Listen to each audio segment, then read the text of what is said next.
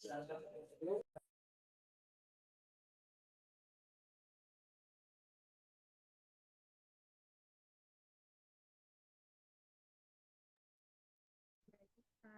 siang, Bapak Ibu sekalian.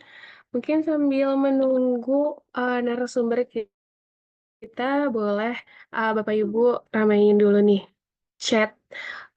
Kita perkenalan dulu asalnya dari mana, dari lembaga mana, dengan Bapak Ibu siapa. Mungkin dari saya dulu ya, Bapak Ibu. Perkenalkan, selamat siang semuanya. Perkenalkan, nama saya Reisha Maulidia Fatma, selaku moderator pada webinar kali ini. Saya juga mahasiswi Politeknik Kesejahteraan Sosial Bandung, tapi asal saya dari Jakarta Selatan. Saya kuliah di Bandung, tepatnya di Dago. Mungkin Bapak Ibu boleh mau on mic atau mungkin mau ramaikan chat juga dipersilahkan sambil menunggu narasumber dan juga menunggu absensi.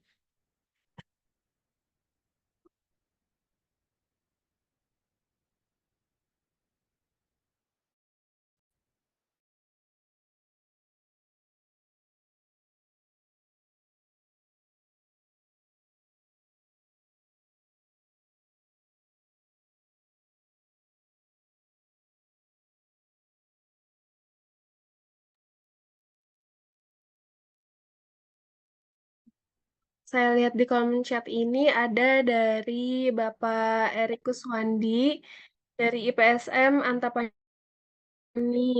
Terus ada juga dari TKSK Bojongloa Kidul sama ya Pak Erik ya. Oke, salam kenal Bapak Ibu sekalian.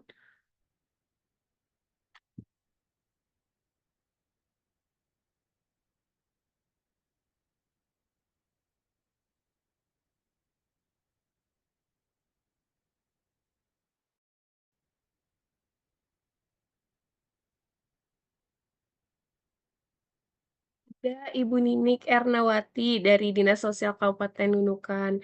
Kabupaten Nunukan lebih tepatnya di daerah mana Ibu kalau boleh tahu?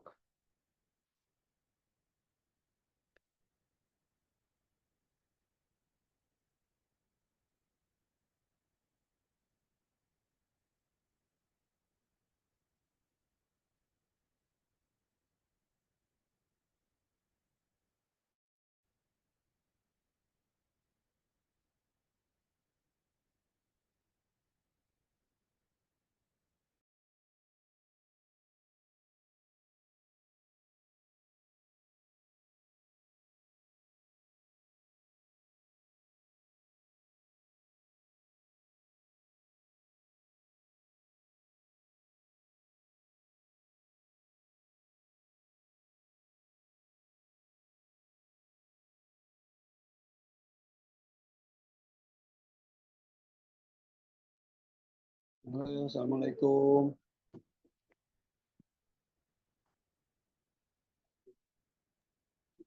Waalaikumsalam, selamat siang Pak Jumono. Oke, baik, kita langsung mulai saja ya, Pak Jumono dan juga Pak Suhendar. Em, Baik, Bismillahirrahmanirrahim. Assalamualaikum warahmatullahi wabarakatuh. Selamat siang, Shalom, Om Swastiastu, Namo Buddhaya, salam kebajikan, salam sejahtera bagi kita semua. Selamat hadir di webinar kali ini, di webinar Sekolah Inovasi Peksos dari 159 mengenai hak-hak penyandang disabilitas menurut Undang-Undang Nomor 8 Tahun 2016. Narasumber kita tentunya nantinya akan saya jelaskan. Ada dua narasumber hebat kita, tapi sebelum menjelaskan narasumber, izinkan saya untuk memperkenalkan diri. Saya Risha Mulydia Fatma, selaku mahasiswi Politeknik Kesejahteraan Sosial Bandung. Baik, sudah ada Pak Jumono dan juga Pak Suhendar ya. Selamat siang, Bapak.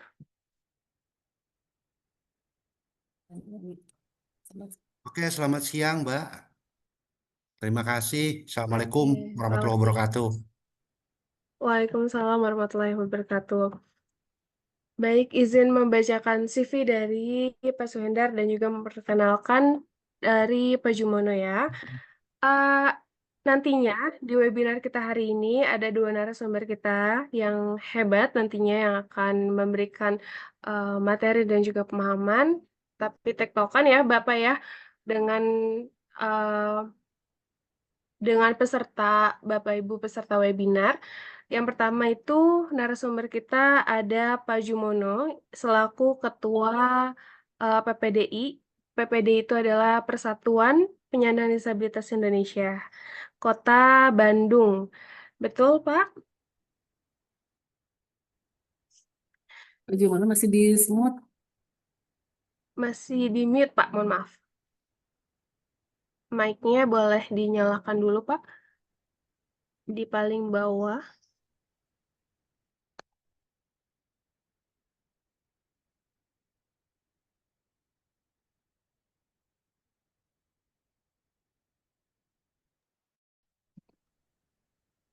Sudah, Bapak? Halo, ya, ya. Halo, Bapak. Saya Jumono. Saya Ketua Perkumpulan Penyandang Disabilitas Indonesia.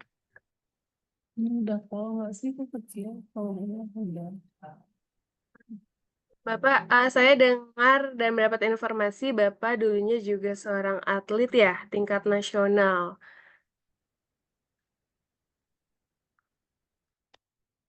Betul, Pak Jumono?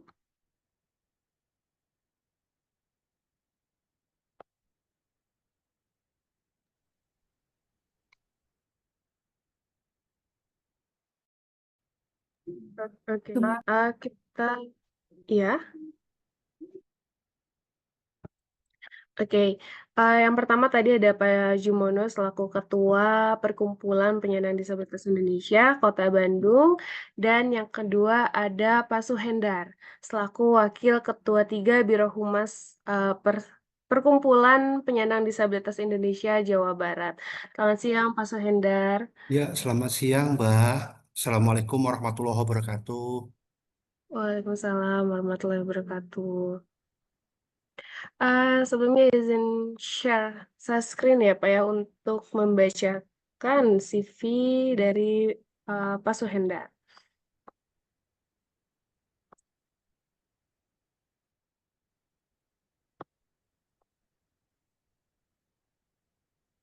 Oke, baik. Di sini tertera bahwa Pak Suhendar ini bekerja saat ini sebagai PNS Kementerian Sosial Republik Indonesia dengan tepat tanggal lahir Bandung 21 Juni 1976, eh, dengan beralamat di Jalan Parakan Mas nomor 7 D12 Antapani Tengah, Antapani, Kota Bandung. Di sini juga terdapat nomor telepon dan juga alamat email sekiranya mungkin nanti peserta webinar ingin menanyakan lebih lanjut ya terkait materi kita yaitu hak-hak penyandang disabilitas berdasarkan Undang-Undang Nomor 8 Tahun 2016. Di sini ada riwayat pendidikan dari Pak Sohendar sendiri. Pak Sohendar SD di SD Cikuya 1 Banjaran Kabupaten Bandung dan juga eh, pendidikan SLTP MTSN Nurul Falah Banjarap Kabupaten Bandung dan juga SLTA di SMA Kartika Chandra 1 Bandung dan menempuh S1 di Universitas Pajajaran Fakultas Hukum. Saat ini Pak Sohendar dari 2007 sampai sekarang bekerja sebagai PNS Kementerian Sosial Republik Indonesia dan juga sebagai Wakil Ketua 3 Biro Humas PPDI Jawa Barat dan mengikuti banyak sekali organisasi ya. Tentunya ada Pertuni Jawa Barat sebagai sekretaris, yang kedua ada NPCI Kota Bandung sebagai Wakil Ketua, yang ketiga ada Karang Taruna Kota Bandung sebagai Ketua Biro Bidang Kesejahteraan Sosial. Yang keempat, bahkan sampai sekarang ini menjabat di organisasi yaitu di Persatuan ataupun Perkumpulan Penyandang Disabilitas Indonesia Jawa Barat selaku Wakil Ketua 3 Biro Humas PPDI Jawa Barat. Dan yang terakhir, di IKA Unpad selaku Ketua Departemen Center Disability. Oke, baik. Salam kenal Bapak Ibu dan juga narasumber dari webinar kita hari ini, Pak Suhendar dan Pak Jumono. Oke. Karena kita temanya mengangkat hak-hak penyandang disabilitas berdasarkan Undang-Undang Nomor 8 Tahun 2018, mungkin kita materinya bisa langsung dimulai saja ya, Pak Jumono dan juga Pak Suhendar.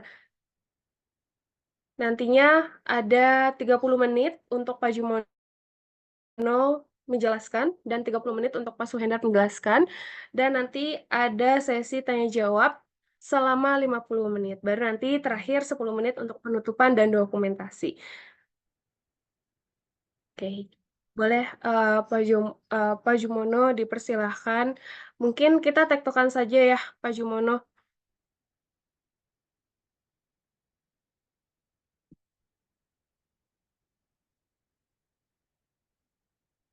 Halo, Pak Jumono, terdengar?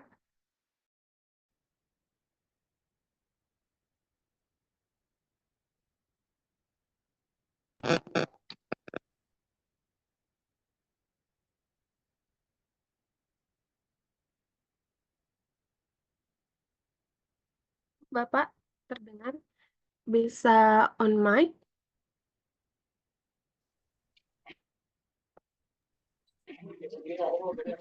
Sudah.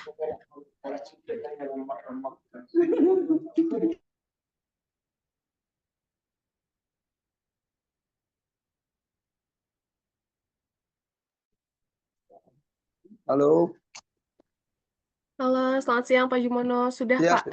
siap, siap. Perkenalkan saya. Aduh,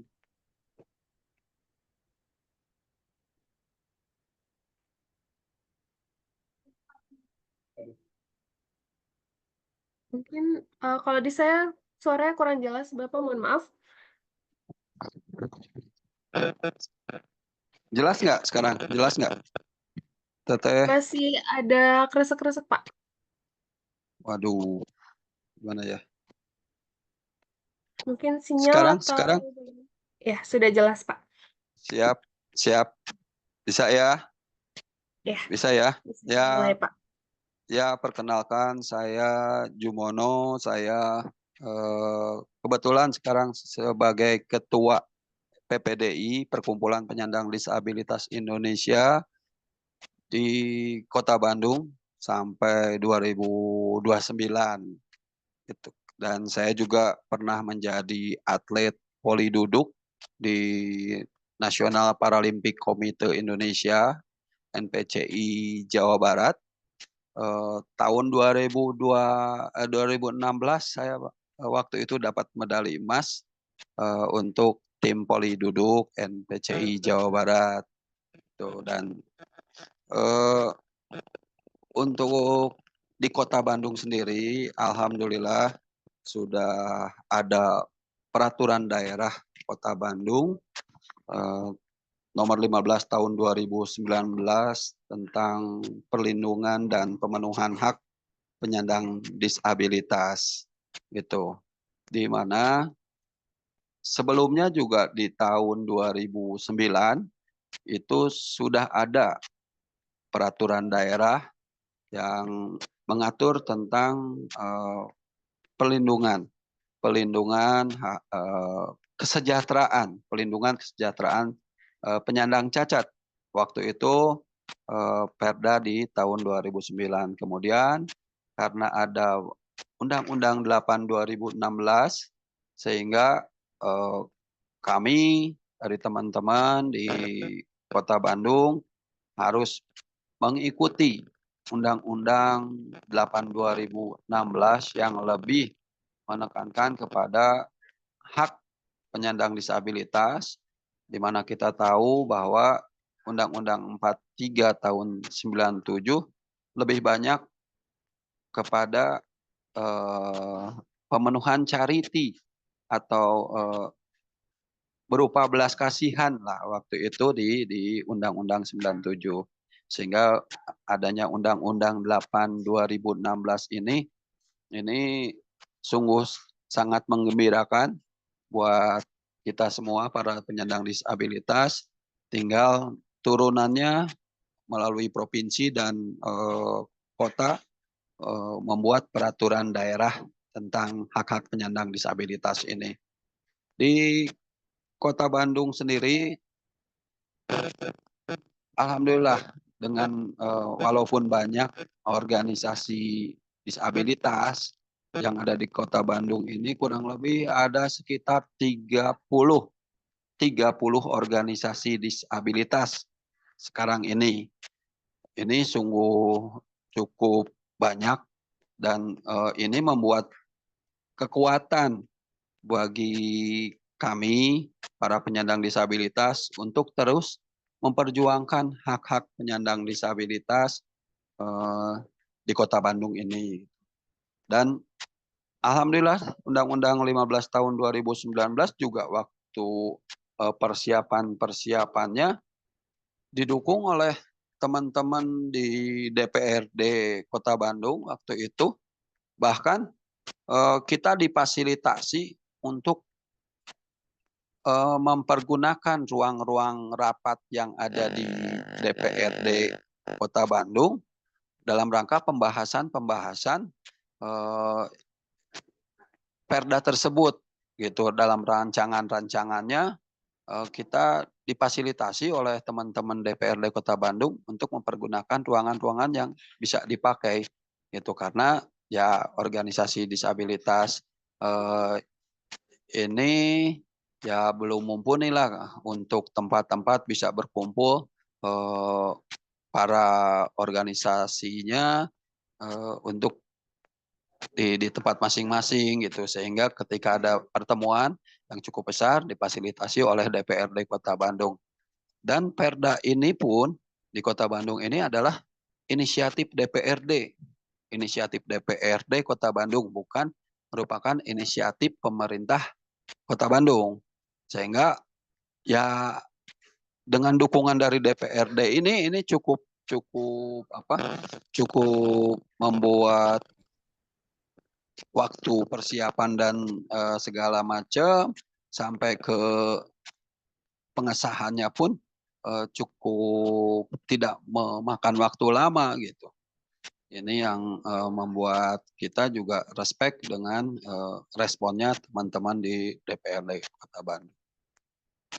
Tapi tentu dengan adanya perda di tingkat Kota Bandung sendiri sebagai runutan dari Undang-Undang 8 2016 ini tentu harus sama-sama kita kawal juga dalam rangka implementasinya. Ini yang masih harus terus kita kawal bersama-sama. Tidak hanya setelah perda ini jadi, terus ya kita hanya menunggu implementasi dari eksekutif gitu. Sehingga ya kita semua harus mengawal pelaksanaan dari Undang-Undang 8 2016 ini. Banyak hal tentu yang harus dilakukan oleh kita para penyandang disabilitas khususnya untuk pengawalan ini.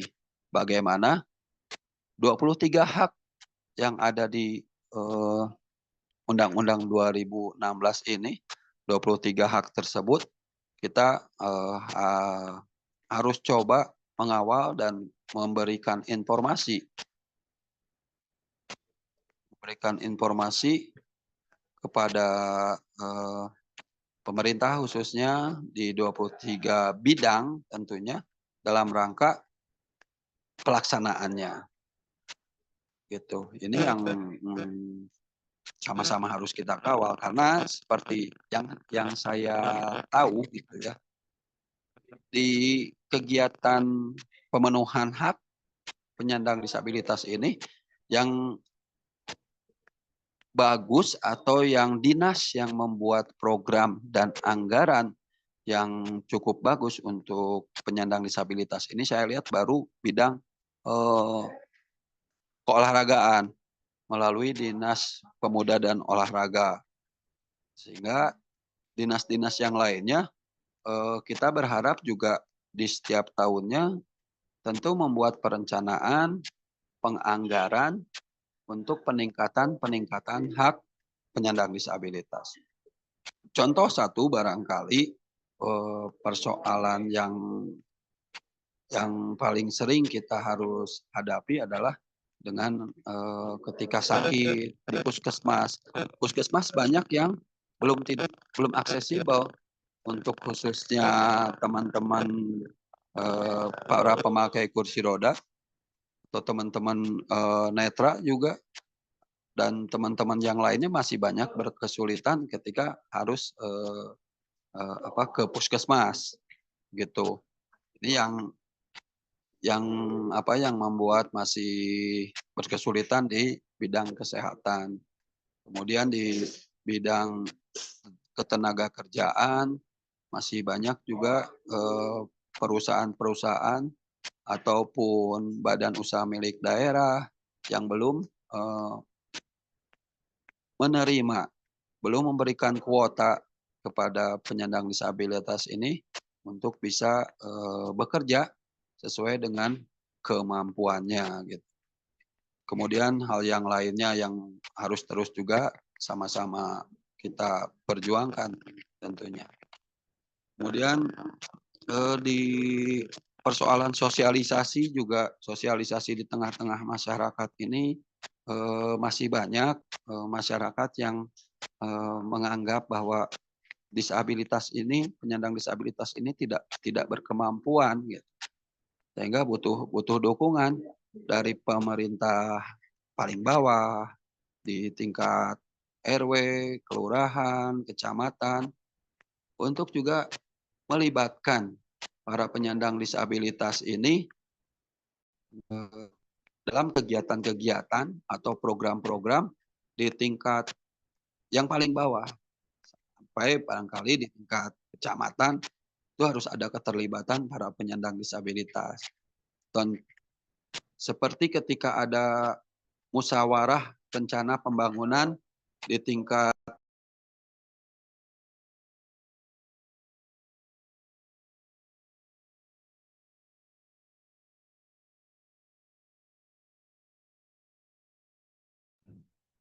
Pak Jumono ke mute.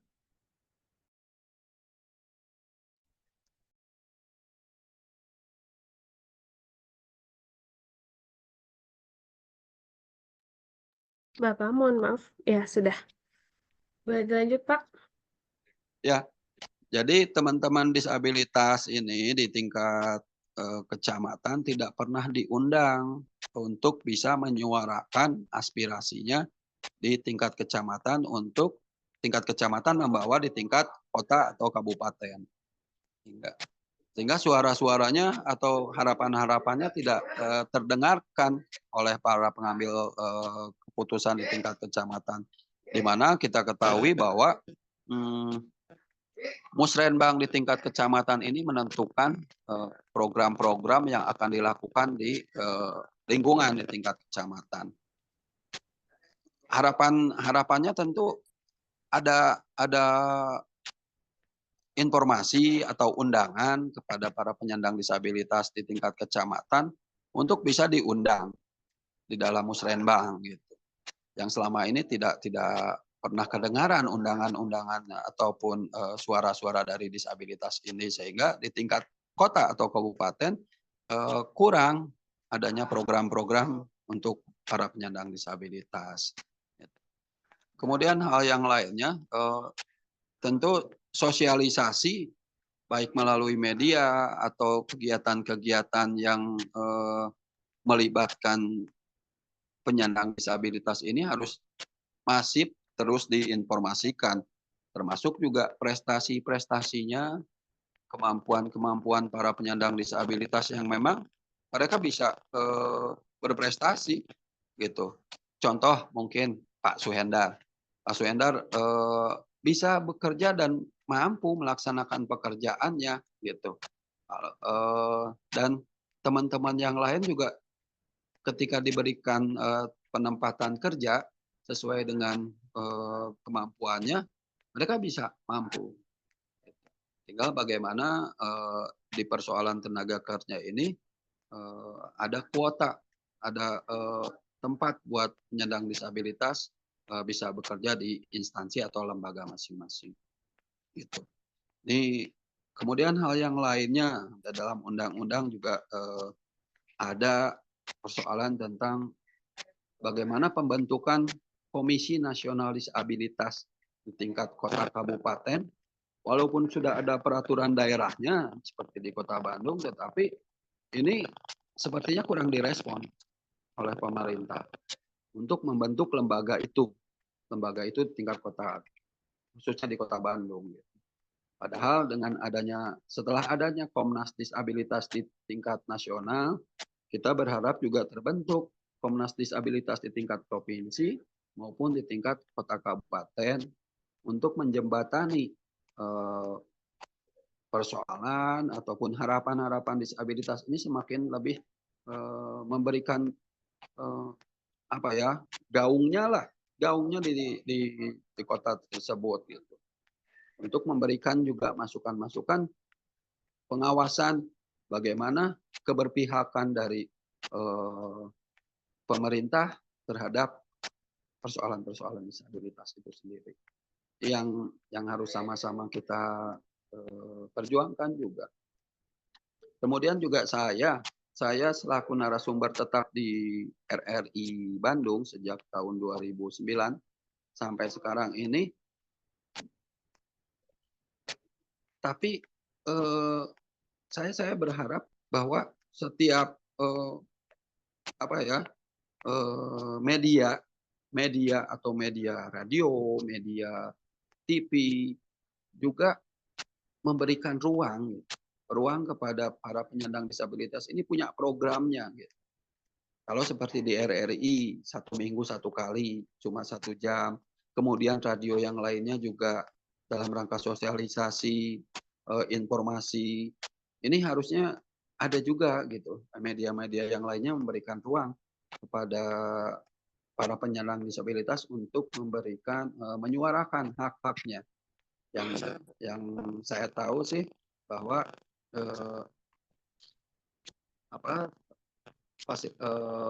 media-media ini harusnya menyuarakan, ada ruang, ada waktu untuk menyuarakan hak-hak penyandang disabilitas. Gitu.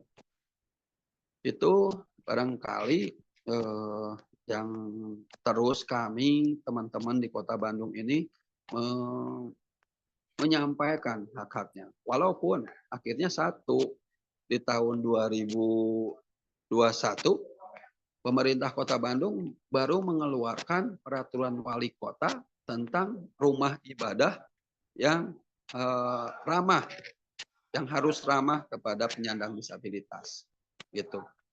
Ini yang baru 1 perwal tersebut. Rencananya ke depan ada 3 perwal lagi yang akan dilakukan, yaitu perwal tentang ketenagakerjaan, perwal tentang kesehatan, dan perwal tentang aksesibilitas. Tapi sampai saat ini dari 2001 baru 1 perwal tentang rumah ibadah yang ada di Kota Bandung ini. Dan hal yang lainnya tentang aksesibilitas mungkin sudah ada perubahan, termasuk kemarin Bapak Wali Kota Bandung yang baru, Bapak Farhan,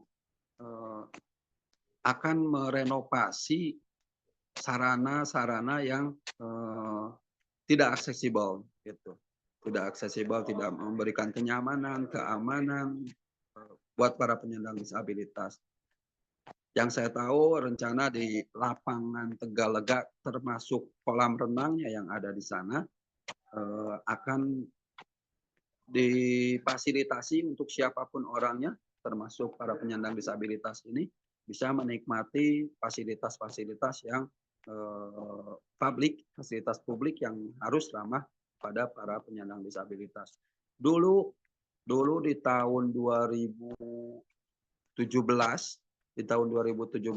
pernah ada satu taman inklusif itu di sekitar Saparua.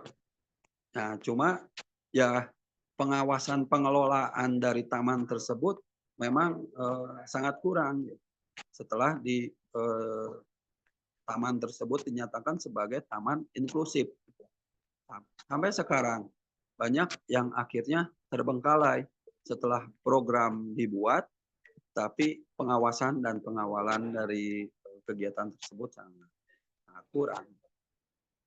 Itu yang harus sama-sama kita nanti awasi, perjuangkan gitu.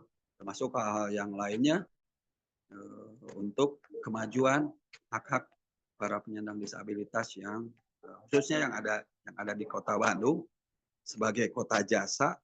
Tentu teman-teman di luar Kota Bandung juga ingin menikmati Kota Bandung sebagai kota yang ramah kepada semua tamunya, semua masyarakatnya, untuk lebih memberikan rasa aman, rasa nyaman,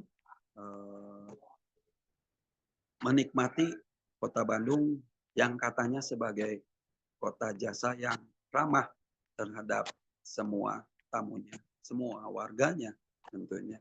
Kita berharap tentu perencanaan yang akan dilakukan oleh pemerintah Kota Bandung di setiap dinas, karena di Undang-Undang 8/2016 23 hak penyandang disabilitas itu ada hampir di 23 dinas terkait.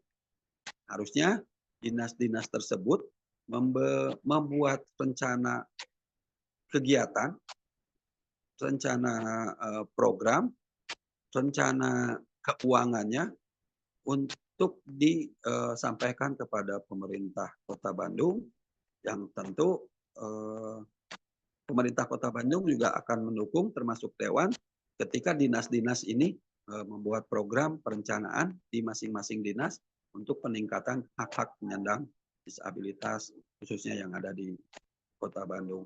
Mudah-mudahan seperti itu gitu. Mudah-mudahan seperti itu, dan kita pengen Kota Bandung ini sebagai kota jasa yang ramah buat semua orang tanpa ada perbedaan-perbedaan atau ada diskriminasi buat para penyandang disabilitas. Itu barangkali yang bisa saya sampaikan. Nanti kita diskusi di kesempatan ini. Terima kasih. Baik, terima kasih kembali Pak Jumono atas pengetahuannya ya terkait kebijakan-kebijakan yang ada di Indonesia, Ya. khususnya di Kota Bandung, terkait hak-hak penyandang disabilitas. Mungkin kita bisa lanjut ke Pak Suhendar dulu ya, Pak Jumono, baru nanti ada sesi diskusi antara narasumber dan juga peserta webinar yang hadir pada hari ini. Baik, terima kasih Pak Jumono. Bisa dilanjut Pak Suhendar. Selamat siang Pak Suhendar. Ya, selamat siang Mbak Raisa. Terima kasih sudah diundang dan Sama-sama. saya sampaikan apresiasi yang sangat luar biasa kepada teman-teman khususnya di sekolah pekerja sosial ini yang mana sudah mengundang saya dan kawan saya Pak Jumono untuk sama-sama berbagi mungkin di sini ya di kegiatan sekolah walaupun kita hanya ketemu dalam forum Zoom, tapi tidak mudah-mudahan saya berharap ini tidak mengurangi semangat kita semua, semangat teman-teman pekerja sosial untuk tetap bersama-sama memperjuangkan khususnya teman-teman disabilitas ataupun teman-teman yang kebetulan sampai saat ini masih perlu adanya dukungan dan eh, bantuan dari teman-teman pekerja sosial. Baik, Pak Suhendar.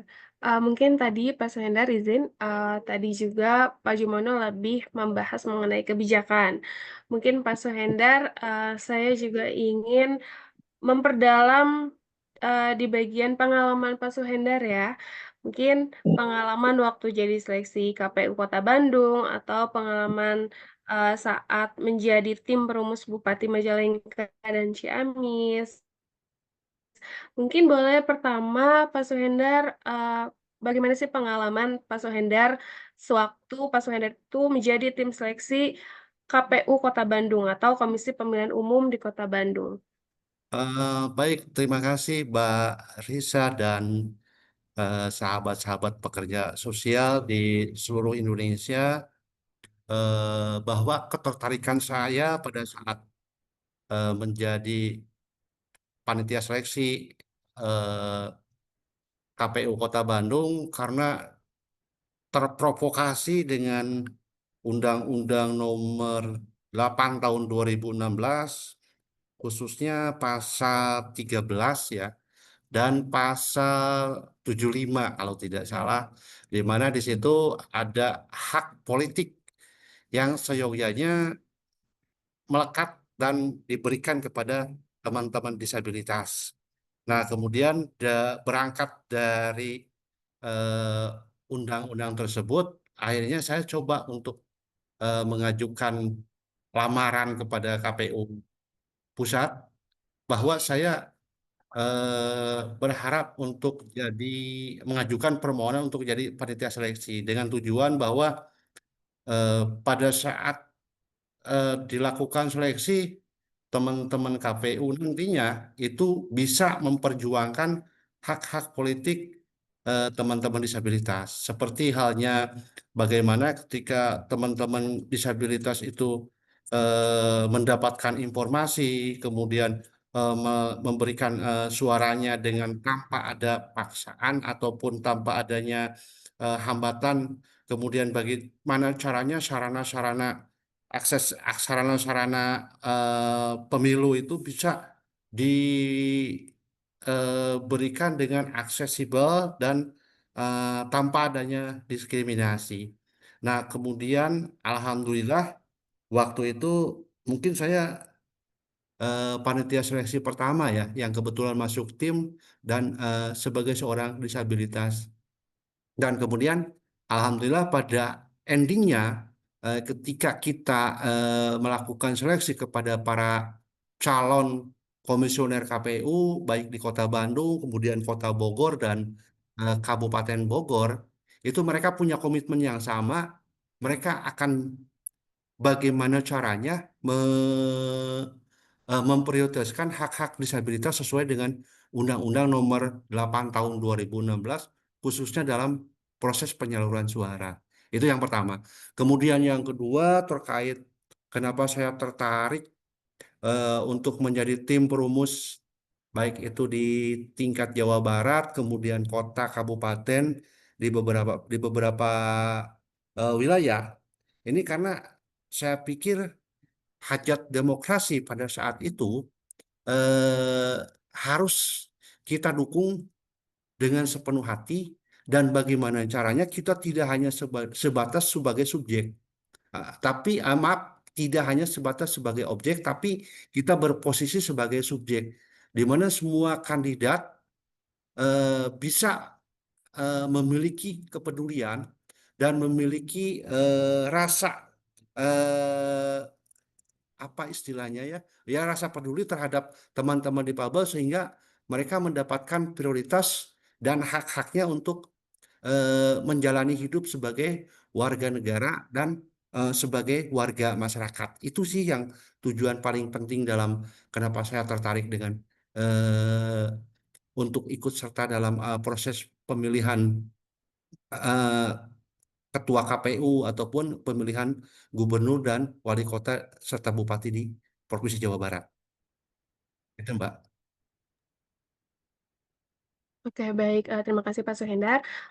Mungkin dari pengalaman-pengalaman Bapak, apakah ada tantangan yang mungkin masih sulit ataupun yang dihadapi oleh Pak Suhendar sendiri ataupun teman-teman penyandang disabilitas dalam mengikuti pemilihan KPU dan juga pemilihan gubernur, Pak. Baik, terima kasih.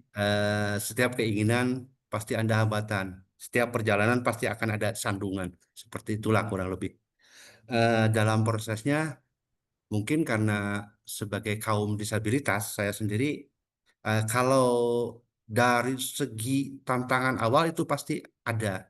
Ketika kita duduk satu tim untuk merumuskan baik itu bagaimana materi untuk debat ataupun untuk merumuskan bagaimana caranya eh, melakukan apa kisi-kisi soal yang akan diberikan kepada calon-calon itu orang lain awal-awalnya itu karena mungkin mereka ada ketidaktahuan, Mbak. Ketidaktahuan, tapi setelah kita jelaskan secara pelan-pelan, kemudian kita coba beri pengertian, ya akhirnya alhamdulillah kita bisa duduk satu meja yang kemudian satu sama lain ada pihak keterbukaan. Ya istilahnya kalau dalam pekerja sosial itu membangun relasi terlebih dahulu ya.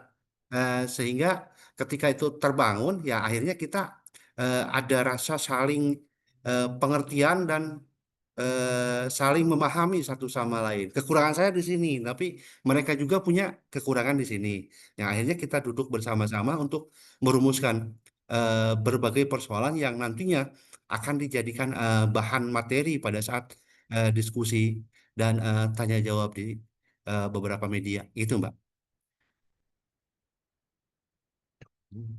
Oke, berarti memang saling melengkapi kekurangan satu sama lain ya, Pak ya. Betul, Mbak. Oke, kira-kira dari undang-undang ini, Pak, mengenai hak-hak penyandang disabilitas, sudah sejauh mana sih implementasi undang-undang tersebut? Karena mengingat mungkin tadi dari Pak Jumono menyinggung juga bahwasannya masih ada eh, gap antara masyarakat umum dan juga penyandang disabilitas. Baik, terima kasih, Mbak. Ini kan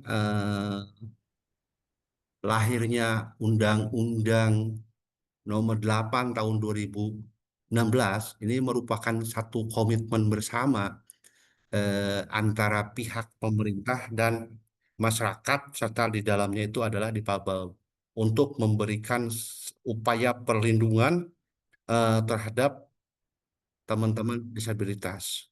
Nah, kemudian dari pokok undang-undang ataupun isi undang-undang sejumlah 153 pasal. Kemudian ada pokoknya itu terkait hak disabilitas itu ada di pasal 5 yang tadi disampaikan oleh Pak Jumono itu ada 23 hak. Kemudian ada hak khusus juga yang diberikan kepada perempuan, ada 4 hak. Kemudian ada 8 hak yang khusus diberikan kepada anak yang dalam proses perjalanannya ataupun dalam proses implementasinya masih butuh waktu untuk bagaimana caranya ini dipahami, disadari, dan tentunya diimplementasikan oleh semua kalangan. Paling tidak dari ke-23 hak ini, ya, saya tidak akan bahas semuanya ya Mbak ya, karena kalau kita bahas ke-23 hak ini, itu akan, saya pikir waktunya tidak selesai 2 jam gitu. Tapi kita coba aja terkait hal-hal Bisa yang sampai penting besok ya, Pak ya? yang penting-pentingnya saja supaya bagaimana caranya hak-hak ini bisa benar-benar diterima oleh penyandang disabilitas. Oke, tadi kata Pak Jumono bahwa belum berjalan secara optimal terkait dengan implementasi undang-undang ini karena emang butuh waktu gitu, Mbak. Butuh waktu yang cukup panjang bagaimana caranya undang-undang ini dimengerti oleh masyarakat, bagaimana caranya undang-undang ini diimplementasikan oleh pihak pemerintah, bagaimana caranya undang-undang ini diikuti baik itu oleh pihak swasta ataupun pihak-pihak yang lainnya. Dari ke-23 hak ini, saya melihat ada yang paling penting adalah hak pendidikan, kemudian ketenaga kerjaan, terus perlindungan sosial ataupun kesejahteraan sosial dan hak yang tentunya menjadi hak dasar bagi teman-teman disabilitas untuk benar-benar dilaksanakan. eh, Masih banyak juga hal-hal yang emang belum bisa diimplementasikan di lapangan atau belum bisa dirasakan dari ke-23 hak ini oleh teman-teman disabilitas. Hal ini emang kita butuh waktu, tidak bisa berjalan secara tiba-tiba ataupun secara apa namanya dalam konsep ini secara revolusi, tapi mungkin kita harus berjalan secara evolusi, pelan-pelan pelan-pelan ya tentunya dengan adanya dukungan dari berbagai pihak, baik itu teman-teman masyarakat ataupun swasta, pemerintah, dan penyandang disabilitas itu sendiri. Nah, kemudian hal yang paling penting juga bahwa ini undang-undang itu merupakan payung hukum di eh, tingkat atas ya. Untuk di daerahnya implementasinya itu perlu adanya lagi yang namanya peraturan daerah. Dan untuk tingkat Jawa Barat ya alhamdulillah saya juga ikut mengawal kemarin terkait dengan Raperda tentang perlindungan undang-undang eh, perlindungan bagi kaum disabilitas yang mana merupakan turunan dari Undang-Undang Nomor 8 Tahun 2016 ini, Mbak. Oke, baik. Mungkin kalau tadi kita ngebahas secara keseluruhan ya, Pak, terkait Undang-Undang Nomor 8 Tahun 2016 ini, memang kan mempengaruhi banyak aspek ya, Pak ya. Mungkin di sini saya ingin bertanya mengenai aspek sosialnya, sosial dan budaya. Seberapa besar sih perubahan persepsi masyarakat Indonesia terhadap penyandang disabilitas sejak berlakunya Undang-Undang Nomor 8 Tahun 2016 ini, Pak? Oke, terima kasih. Ini saya terdorong juga untuk sedikit eh, apa namanya, bukan berteori ya, tapi sedikit mengingatkan saya kepada materi ilmu hukum yang mana pernah saya dapatkan dalam satu dalam satu teori bahwa sebuah undang-undang atau sebuah pelaturan itu bisa berjalan secara efektif dan maksimal itu apabila memenuhi tiga aspek kata Cicero. Nah, kalau tidak salah itu aspek pertama itu aspek sosiologis, kemudian eh, yuridis dan aspek filosofis. Nah, terkait dengan adanya Undang-Undang Nomor 8 Tahun 2016, ini sebenarnya merupakan estafet yang sebelumnya sudah ada. Yang tadi disampaikan oleh Pak Jumono bahwa sebelum Undang-Undang Nomor 8 Tahun 2016 ini lahir, ada Undang-Undang Nomor 4 Tahun 1997, di mana kemudian disempurnakan lagi menjadi Undang-Undang Nomor 8 Tahun 2016. Kenapa harus disempurnakan? Karena Undang-Undang Nomor 4 Tahun 1997 sudah tidak sesuai lagi dengan tuntutan sosial dan budaya masyarakat saat ini, gitu loh. Seperti istilahnya contoh, istilah penyandang cacat. Waktu itu kita masih eh, tidak terlalu tabu ataupun masih biasa gitu ketika harus kita mengucapkan penyandang cacat karena undang-undangnya seperti itu. Tapi ternyata setelah adanya pengkajian dari beberapa ahli bahwa istilah penyandang cacat ini sudah tidak relevan lagi karena mengandung konotasi yang negatif gitu Bu ya. Sehingga akhirnya dilakukanlah sebuah perubahan dari penyandang cacat itu menjadi disabilitas. Nah, ini pun masih jadi satu perdebatan juga di antara teman-teman bahwa ada istilahnya disabilitas, kemudian teman-teman juga lebih banyak menggunakan istilah difabel gitu loh. Nah, ini hal-hal yang secara akademis sebenarnya menarik gitu loh. Ada dua bahwa di dalam sebuah istilah, dalam sebuah eh, dalam sebuah istilah ada dua kata yang satu sama lain seolah-olah ini memiliki arti yang berbeda. Tapi kalau saya sih karena bagi saya itu menganut paham legisme bahwa saya lebih senang menggunakan istilah disabilitas. Karena apa? Karena sesuai dengan undang-undang. Nah, kemudian dengan istilahnya disabilitas ini sendiri belum bisa dipahami masyarakat secara umum. Kalau di masyarakat perkotaan mungkin bisa dipahami. Karena apa? Karena mereka lebih cepat untuk mengakses informasi atau mentransformasikan berbagai pengetahuan baik itu dari medsos ataupun dari apa. Tapi untuk masyarakat wilayah-wilayah pedesaan, istilah disabilitas itu mungkin masih asing ya. Mereka lebih senang dengan istilah penyandang cacat. Tapi untuk saat ini ya udah kita terima aja dulu itu sebagai sebuah dinamika. Toh lambat laun juga mereka akan paham tentang istilah-istilah tersebut. Kemudian pergeseran ataupun hal-hal yang terkait dengan persoalan sosial dan budaya yang disampaikan, yang ditanyakan tadi, ya jelas ini masih banyak juga itu kendala-kendala yang mungkin harus lebih kita sosialisasikan secara lebih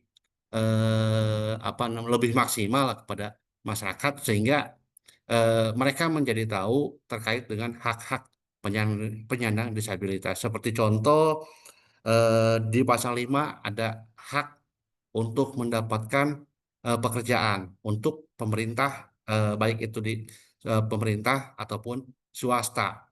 Nah, ini kan yang terjadi masih di pihak pemerintah aja yang mencoba untuk mengimplementasikan ini. Tapi di pihak swasta ataupun di pihak badan usaha dan usaha milik para usaha milik daerah itu masih sedikit itu teman-teman difabel yang bisa mengakses untuk mendapatkan pekerjaan di tempat-tempat tersebut. Nah, kemudian di sektor lainnya, misalnya di eh, sarana transportasi, pada udah jelas mendapatkan hak transportasi, tapi kita lihat masih sedikit juga transportasi umum yang benar-benar ramah terhadap kaum disabilitas. Begitupun di hak untuk apa namanya untuk pejalan kaki gitu loh. Kita lihat masih banyak juga trotoar-trotoar yang sebenarnya bisa dilakukan aksesibilitas, tapi ternyata belum juga dilakukan oleh pihak pemerintah ini sendiri. Itu, Mbak. Oke, lengkap sekali ya Pak Suhendar jawabannya. Terima kasih sebelumnya. Mungkin terakhir ya Pak, sebelum kita akhirnya nantinya melempar sesi diskusi bersama narasumber dan juga peserta webinar. Yang terakhir yang ingin saya tanyakan terkait media massa atau mungkin media sosial yang tentu tidak luput dari masyarakat Indonesia ya Pak ya. Apakah menurut Pak Suhendar, opini Pak Suhendar, apakah media massa ataupun media sosial telah berperan aktif dalam mendukung hak-hak penyandang disabilitas yang tertera di dalam Undang-Undang Nomor 8 Tahun 2016? Oke, terima kasih. Satu pertanyaan yang sangat-sangat menarik dan saya pikir sangat bagus ya. Ketika bagaimana apakah media massa ini sudah akses ataupun sudah memenuhi tuntutan dari hak teman-teman disabilitas sesuai dengan pasal 6 kalau tidak salah, untuk mendapatkan informasi sedetail mungkin atau ada ruang khusus, rubrik khusus yang benar-benar bisa diakses oleh teman-teman disabilitas. Di era tahun 80-an itu hanya satu media yang bisa diakses yaitu TVRI, Bu ya. TVRI ini akan selalu ada eh, satu ruang di samping memberikan berita dalam huruf ataupun dalam bahasa isyarat. Itu era tahun 80-an. Kemudian era 90 sampai 2000 itu hilang, tiba-tiba hilang karena kebetulan ada transformasi media yang tadinya dimonopoli oleh satu pihak, akhirnya muncul beberapa media yang lain. Dan di situ belum ada yang namanya bagaimana caranya aksesibilitas itu diterapkan di media. Tapi era tahun 2018 akhir itu sudah mulai ada tuntutan dan harapan dari teman-teman untuk memberikan ruang sehingga teman-teman disabilitas bisa memahami isi dari berita yang disiarkan oleh baik itu televisi, media ataupun media-media online. Dan di beberapa media online itu sudah ada beberapa situs yang sudah ramah terhadap disabilitas karena mereka di samping menggunakan visual, mereka juga menggunakan audio. Saya tidak usah sebut medianya ya karena nantinya terkait dengan promosi Bumel ya terkait hal itu. Tapi ya alhamdulillah ada beberapa peningkatan di tingkat media, ada beberapa perubahan yang benar-benar membantu terhadap teman-teman difabel ataupun disabilitas sehingga mereka bisa memahami isi berita apa yang diberitakan hari ini teman-teman untuk masyarakat disabilitas yang ada di perkotaan itu bisa mengaksesnya dengan baik ya ini tentunya atas dasar dorongan dan juga kiprah dari teman-teman disabilitas juga yang terus bergerak untuk memberikan eh, memberikan pemahaman terhadap teman-teman yang ada di media.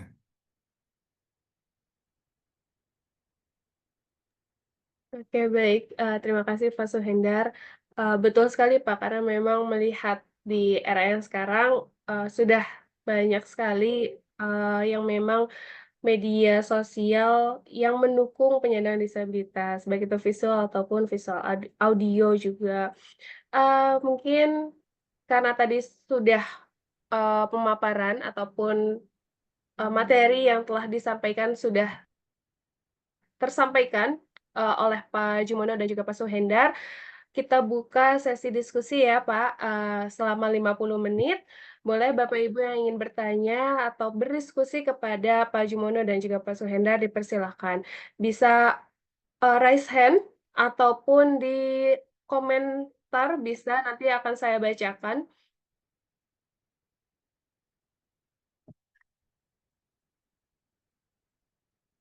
Boleh Bapak Ibu yang ingin bertanya, dipersilahkan. Ya, Pak Agus Ella dari Poltekkes, dipersilahkan Pak. Ya baik, Mbak Reza, gimana? Bisa didengar suara? Jelas Pak. Ya. Baik, terima kasih ini untuk fasilitasi webinarnya kali ini tentang hak penyandang disabilitas. Jadi kalau kita menanggapi dan mendengar tentang hak-hak penyandang disabilitas ini sangat penting sekali. Karena kita berpikirnya jangan-jangan semua orang belum tahu tentang hak-hak tersebut, ini kata kuncinya. Jadi rekan-rekan Pak Suhendar, Pak Jumono, jangan-jangan nih kata kuncinya semua orang tidak tahu hak-hak apa yang harusnya dipenuhi bagi disabilitas. Maka ketika ada Undang-Undang Nomor 8 Tahun 2016 yang 23 itu sebaiknya terus dipromosikan apa saja haknya. Pertama itu. Yang kedua, di antara 23 hak dari penyandang disabilitas agar lebih mengerucut dan lebih jelas, sebaiknya juga sering-sering untuk disampaikan hak apa saja yang paling urgent. Kalau kebanyakan kan orang langsung pusing nih, jangankan 23, 5 aja Pancasila aja rumit gitu. Nah, sebaiknya sekarang satu persatu dari Pak Suhendar maupun Pak Jumono secara khusus misalkan mempromosikan tentang hak pekerjaan, kewirausahaan dan koperasi misalkan terus itu di RRI, di media lain. Ayo nih kita punya hak tentang pekerjaan yang layak, tentang kewirausahaan dan koperasi. Contohnya yang promosi tentang planet kreatif disabilitas pun kan sampai ke ASEAN udah bagus kan itu promo kewirausahaan. Nah maksud saya itu jadi hak-hak penyandang disabilitas menurut undang-undang tersebut dari 23 itu terus dipromosikan ke publik gitu. Jadi orang paham banget bahwa ada hak yang belum dipenuhi. Kedua, saya setuju dengan Pak Suhendar tentang para rekan-rekan disabilitas itu untuk hak politik, karena tanpa hak politik dan berpartisipasi dalam bidang politik, siapapun kita tidak menjadi apa-apa. Jadi Pak Suhendar saya setuju, sadar sendirilah kita pun, jangankan ya Pak Suhendar yang para penyandang disabilitas kita aja yang dianggap normal, sangat sulit untuk bisa beraktualisasi diri kalau tidak punya hak politik, nggak punya kekuasaan. Lagi-lagi, kita semua sama aja. Orang tuh kadang-kadang kita pikir nggak peduli sama kita, maka kita harus terus mempromosikan diri. Berjuang keras ya Pak Suhendar. dengan susah payah. Nah itu ya akhirnya sekali lagi bagaimana sekarang langkah-langkah, katakanlah kalau kasarnya bilang langkah kita nggak ada yang peduli lah. Langkah-langkah biar orang peduli tentu dengan mempromosikan hak-hak disabilitas tersebut lewat berbagai media. Ya mohon strateginya Pak Swendar dan Pak Jumono tetap berjuang tanpa perkumpulan, tanpa gerakan Big Bang dan Big Mood tentu tidak ada apa-apanya kita akan menyadari tentang itu. Kita nggak bisa apa-apa tanpa kekuasaan politik, tanpa perkumpulan. Terima kasih Mbak Risa. Pak Jumono, ya. Baik, Masih ada terima lagi? kasih Pak Agus atas pertanyaannya. Sudah jelas Pak Jumono dan juga Pak Suhendar Pak terkait Jumono pertanyaan yang ada. telah diajukan oleh Pak Agus? Siap, Teh. Sudah jelas, Teh. Sudah jelas Oke, pertanyaan baik. dari masukan dari Pak Agus, khususnya untuk kita sering mensosialisasikan tentang hak-hak para penyandang disabilitas ini. Tadi juga sudah saya sampaikan, masih banyak masyarakat yang belum mengetahui tentang hak-hak penyandang disabilitas ini. Jangankan masyarakat di paling bawah gitu, di bawah. Di pemerintahan di tingkat kelurahan, kecamatan aja, mereka tidak tahu ada hak-hak para penyandang disabilitas ini yang harus juga mendapatkan peluang yang sama untuk menikmati pembangunan, menikmati apa yang dilakukan oleh pemerintah baik di tingkat kelurahan atau kecamatan untuk meningkatkan kesejahteraan para penyandang disabilitas. Mereka kurang paham itu gitu. Sehingga tentu ini harus terus disosialisasikan, dipromosikan hak-hak para penyandang disabilitas sesuai dengan amanat Undang-Undang 8 2016. Kemudian memang ini adalah kepentingan semua kita gitu. Saya mengalami menjadi orang yang tanda kutip normal gitu. Tahun 92 saya diamputasi kaki sebelah kiri. Tahun 99 saya diamputasi lagi kaki sebelah kanan. Tidak kebayang saya akhirnya harus mengalami menjadi penyandang disabilitas. Sehingga saya sangat respect dengan siapapun yang punya perhatian, kepedulian kepada para penyandang disabilitas ini gitu. Karena siapapun orangnya bisa menjadi disabilitas, baik oleh karena kecelakaan, baik karena sakit dan sebagainya, bisa menjadi disabilitas. Termasuk presiden, termasuk RT, RW, lurah, camat, siapapun orangnya bisa menjadi disabilitas gitu. Kalau Tuhan, Allah Subhanahu wa taala sudah berkehendak untuk itu gitu. Dan jadi persoalan atau Undang-Undang 8 2016 ini bukan untuk disabilitas yang sekarang sedang penyandang disabilitas yang sekarang saja. Untuk siapapun, karena ya siapapun orangnya bisa menjadi disabilitas. Kemudian karena Undang-Undang 8 2016 ini sudah cukup lama juga, tadi sudah disampaikan oleh Pak Suhendar, bagaimana undang-undang yang lebih awal tahun 97 juga sudah ada. Kemudian berubah, ada perubahan Undang-Undang 8 2016. Tentu kalau saya lihat setiap kementerian tahu. Setiap kementerian tahu ada undang-undang ini gitu. Tapi hanya beberapa kementerian saja beberapa kementerian saja yang membuat program dan anggaran untuk para penyandang disabilitas ini gitu. Tentu di Kementerian Sosial, Kementerian Pemuda dan Olahraga itu sangat besar juga membuat anggaran untuk olahraga disabilitas. Gitu. Kemudian kemarin ada dari Kementerian Pembangunan Manusia dan Kebudayaan, juga di sana di asisten deputinya sudah ada bidang tentang lansia dan disabilitas. Yang saya sendiri baru tahu ternyata dari koordinator bidang pembangunan manusia dan kebudayaan ini sudah juga ada bidang itu. Di pendidikan ada juga program. Nah, kemudian yang di Kementerian Perhubungan, kementerian yang lainnya gitu.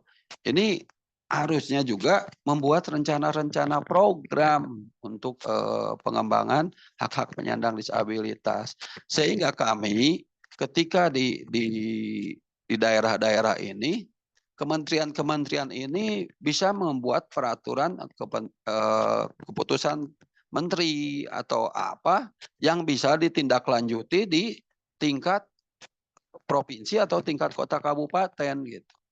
Kalau saya lihat selama ini kurang dari kementerian-kementerian ini yang membuat surat keputusan atau keputusan menteri lah untuk bisa ditindaklanjuti di tingkat bawah tentunya gitu. Karena ini butuh kerja bersama, tidak hanya kalau kami para penyandang disabilitas ini yang terus berkoar-koar, kekuatan kami juga sedikit, kekuatan kami juga kurang gitu. Tentu butuh keberpihakan dari semua kita gitu. Itu teh yang bisa saya sampaikan. Oke, sedikit saya tambahkan terkait apa yang disampaikan oleh Pak Agus Elia ya.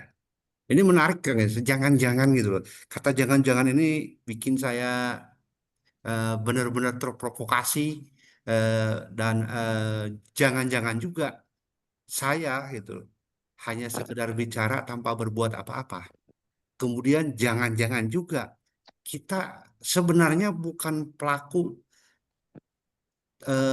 untuk melakukan mewujudkan hak-hak disabilitas, tapi jangan-jangan juga kita adalah sebenarnya pelanggar dari hak itu sendiri gitu loh, gitu Bang Agus. Nah tapi emang ini satu permasalahan yang sangat-sangat kompleks gitu loh.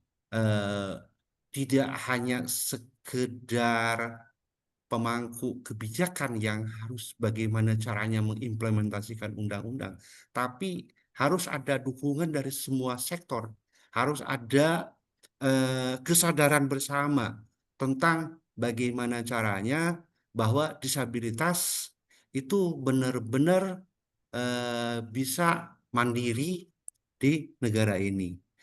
Kemudian hal ini juga perlu juga adanya satu kondisi di mana teman-teman disabilitas itu sendiri eh, pada akhirnya akan merasa benar-benar terbantu ataupun akan benar-benar tertolong dengan keberadaan undang-undang itu sendiri. Ya tentunya perlu adanya dukungan dari semua kalangan, tidak hanya disabilitas itu sendiri kan udah jelas undang-undangnya merupakan undang-undang perlindungan tentang disabilitas, masa yang dilindungi yang bergerak kan gitu. Tentunya yang memberikan perlindungan ya para pemangku kebijakan itu sendiri kan itu. Kita tugasnya hanya saling mengingatkan. Kemudian yang kedua bahwa hak yang paling penting menurut hemat saya dalam undang-undang dari ke 23 ini sebenarnya ada beberapa hak yang udah dibagi ke dalam 3 kategori. Undang secara umum itu ada 23 hak. Kemudian ada hak khusus yang diberikan kepada perempuan difabel itu ada 4 hak. Kemudian ada juga yang diberlakukan juga hak khusus diberikan kepada anak-anak itu ada 8 hak. Jadi totalnya itu 23 tambah 8, 31 tambah 4 ada 35 hak yang sebenarnya melekat dalam undang-undang itu sendiri. Nah, eh, hak pendidikan itu tentunya merupakan salah satu faktor utama ya yang benar sangat-sangat penting karena dengan kita eh, mempunyai pendidikan yang penuh, otomatis nantinya kita akan lebih banyak mengetahui tentang hal-hal yang lain. Apalagi dalam konteks dunia industri hari ini bahwa pendidikan itu adalah syarat untuk memasuki dunia pekerjaan. Saya pikir hak yang paling penting yang harus diberikan kepada teman-teman disabilitas itu adalah hak pendidikan, baik itu sifatnya formal ataupun non formal. Ya alhamdulillah sebagian besar ini sudah bisa dirasakan Walaupun di pelosok-pelosok itu masih banyak juga teman-teman disabilitas yang sama sekali belum mengenyam pendidikan secara utuh. Baik itu pendidikan formal ataupun yang non formal. Kemudian yang kedua, ketenaga kerjaan. Dan yang ketiga adalah hak memiliki rasa aman. Aman untuk mengaktualisasikan dirinya, aman untuk mengekspresikan dirinya, dan tentunya aman untuk berkreasi, untuk membuktikan bahwa disabilitas itu benar-benar bisa mandiri. Seperti itu, Pak Agus. Siap, makasih Pak Suhendar sama Pak Jumono. Terima kasih. Baik, terima kasih Pak Agus. Apakah sudah terjawabkan, Pak? Ya, udah, makasih. Mantap. Oke. Kita lanjut ke pertanyaan selanjutnya ya, Pak, dari PSM Kranji. Assalamualaikum warahmatullahi wabarakatuh. Waalaikumsalam warahmatullahi wabarakatuh, Ibu. Ya, terima kasih saya sudah diizinkan berkenan dan hadir di dalam ruangan Zoom ini. Dan sempat memang mendengarkan tadi dari awal terbelakang ya, artinya bahwa Masya Allah luar biasa bahwa ternyata seperti ini ya, apa sih yang namanya kita perhatian terhadap disabilitas. Pak, langsung saja to the point bahwa ternyata di negara kita itu memang hak-hak disabilitas itu memang belum diperhatikan ya Pak oleh negara, itu satu poinnya. Terus yang kedua, saya juga baru tahu ternyata ada hak-hak disabilitas yang memang kita bersama harus memang menghargai dan menghormati itu, gitu kan. Kalau di lapangan saya selaku sebagai PSM, pekerja sosial masyarakat, kebetulan di Kelurahan Kranji, Kecamatan Bekasi Barat di Kota Bekasi, memang banyak kasus. Saya rasa bukan hanya di wilayah saya saja, tapi di wilayah seluruh Indonesia gitu kan ya. Jadi memang pasti tiap daerah memiliki permasalahan yang berbeda-beda. Kalau bicara tentang disabilitas, pasti juga banyak di tingkatan-tingkatan dan jenis-jenis serta baik itu permasalahannya maupun penanganannya. Contoh kasus kalau seandainya saya berapa kali mendapatkan masalah sosial yang terkait dengan disabilitas itu pada dasarnya memang intinya dari keluarga ya. Anak-anak ini yang memang terlahir sebagai anak-anak spesial yang diamanahkan kepada keluarga-keluarga pilihan pastinya tidak juga ingin ya punya anak-anak yang disabilitas. Tapi kalau memang itu sudah terjadi, terkadang keluarga ini tidak tahu bagaimana caranya bisa membersamai mereka.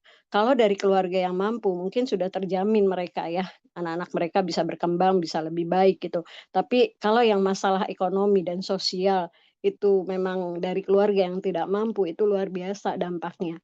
Kemarin kasus ada anak yang usia 32 tahun dengan disabilitas, bahkan saya harus juga berupaya untuk mendampingi dengan baik.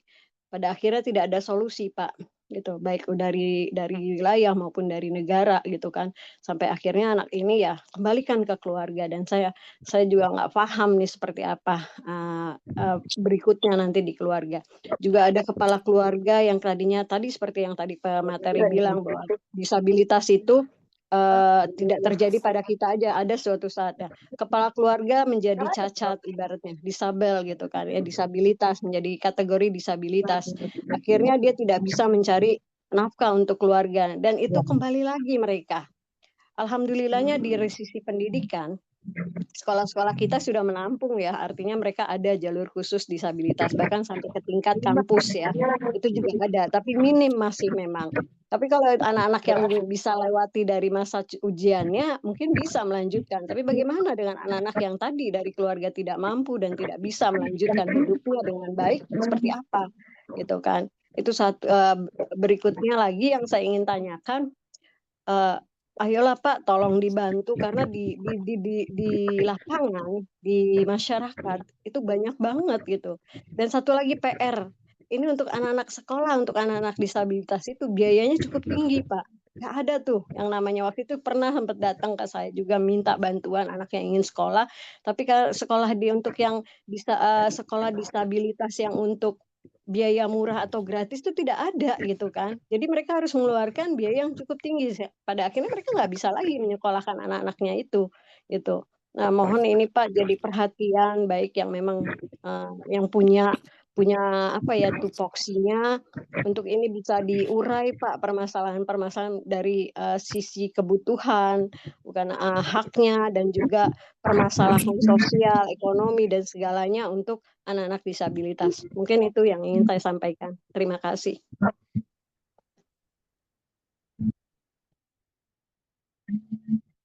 Baik, terima kasih Ibu. Mungkin boleh tanggapan dari Pak Jumono dan juga Pak Suhendar, dipersilahkan.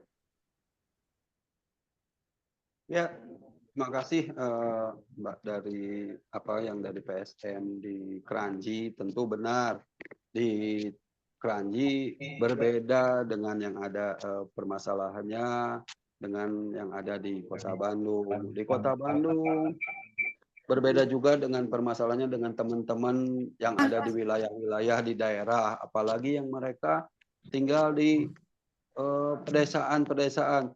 Sudah gitu dari keluarga tidak mampu lagi misalkan.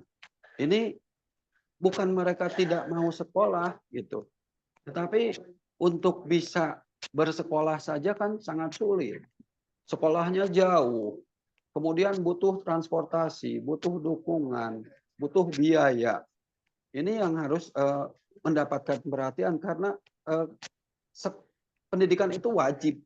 Pendidikan itu wajib untuk semua anak. Jadi ketika anak disabilitas tidak bisa bersekolah, berarti siapa yang melanggar gitu? Siapa yang melanggar kewajiban anak ini tidak berpendidikan? Apakah pemerintah yang tidak peduli dengan pendidikan anak disabilitas karena tidak bisa bersekolah?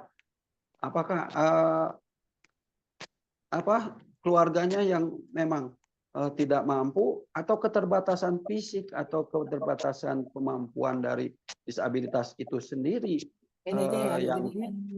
yang akhirnya mengakibatkan dia tidak bisa bersekolah, tidak mempunyai pendidikan. Artinya bahwa ini adalah tanggung jawab bersama gitu. Siapapun orangnya betul tidak ingin menjadi disabilitas. Susah kehidupannya seperti contohnya tadi untuk transportasi saja tidak mendukung gitu untuk bisa mereka. Jadi artinya harapan saya tentu sebagai saya seorang disabilitas, saya ketika sekolah tentu ingin mendapatkan sekolah yang dekat dengan rumah, yang dekat dengan lingkungan. Tetapi kalau di sekolahnya tersebut tidak mau menerima disabilitas ataupun belum siap dengan fasilitas untuk disabilitas, ini yang membuat kami berkesusahan gitu. Dan ya dampaknya nanti ya para disabilitas ini tidak mempunyai pendidikan gitu, tidak berpendidikan gitu. Jadi tentu kita harapkan bahwa ini adalah harus kerja bersama kita yang mempunyai keberpihakan, kepedulian dan dukungan dari pihak-pihak yang lainnya. Itu bukan ingin dikasihani, tetapi ingin diberikan kesamaan, kesempatan yang sama, yang tidak dibeda-bedakan dalam segala fasilitasnya tentu. Gitu. Kita bisa bayangkanlah teman-teman disabilitas yang ada di pedesaan, mereka pakai kursi roda, ingin bersekolah tetapi jalannya berlumpur, jalannya atau tidak jalan aspal gitu. Untuk nyampe ke sekolah sangat sulit.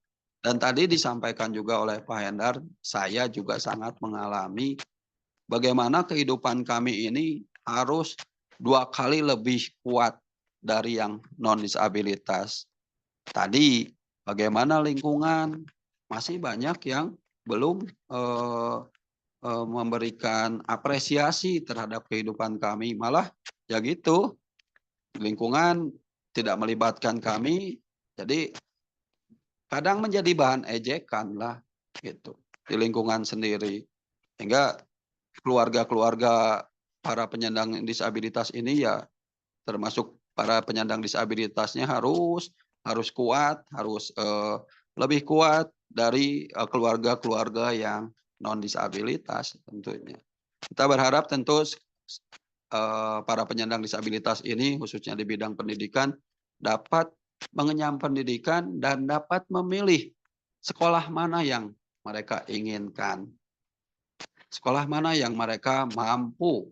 Tentu pastinya dengan sekolah yang dekat dengan rumahnya. Seperti itu. Hatur nuhun. Baik, terima kasih. Saya tertarik ya dengan apa yang disampaikan oleh salah satu pendengar dari Bekasi tadi, PSM, apa PSM ya? Ya.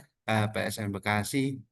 Eh, pada prinsipnya sederhana, Mbak, bahwa saya, kita, dan semua yang ada di sini tidak pernah mengorder nasib kepada Tuhan untuk menjadi disabilitas ataupun non-disabilitas. Itu kuncinya. Tapi ketika kita lahir sebagai seorang disabilitas, itu adalah menjadi tanggung jawab siapa. Kan gitu ya. Bahwa kemudian dalam proses perjalanannya seorang disabilitas memiliki hambatan ataupun tantangan yang lebih, itu emang betul kita rasakan ya. Saya kebetulan dulu pernah kuliah di Fakultas Hukum Unpad, eh, di mana pada saat itu semua sarana prasarana belum ada, belum lengkap, dan tentunya kalaupun ada, ini menjadi satu hal yang aneh kata Pak Jumono gitu. Karena apa? Karena undang-undang belum lahir, pelaturan belum lahir, hanya modal niat dan tekad aja. Ketika saya harus bisa kuliah, kemudian ikut UNPTN kalau dulu ya, dan alhamdulillah dinyatakan lolos.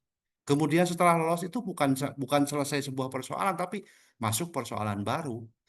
Ketika kita harus menghadapi bagaimana bersosialisasi dengan lingkungan, kemudian bagaimana caranya kita berinteraksi dan menyesuaikan diri dengan keadaan sekitar, bagaimana caranya kita melaksanakan tugas. Ya betul lah kata Mbak tadi bahwa biaya hidup disabilitas itu 2 kali lipat. Contoh kata, kalau misalnya mahasiswa biasa, ketika melaksanakan tugas cukup dengan ballpoint ataupun kalau sekarang mungkin komputer selesai. Tapi kalau kita dulu itu menggunakan tidak hanya menggunakan tulisan ya, kita harus siap merekam apa yang disampaikan oleh dosen, tentunya dengan menggunakan tape recorder. Nah, setelah itu di rumah kita harus cari orang yang bisa bantu untuk mengerjakan tugas.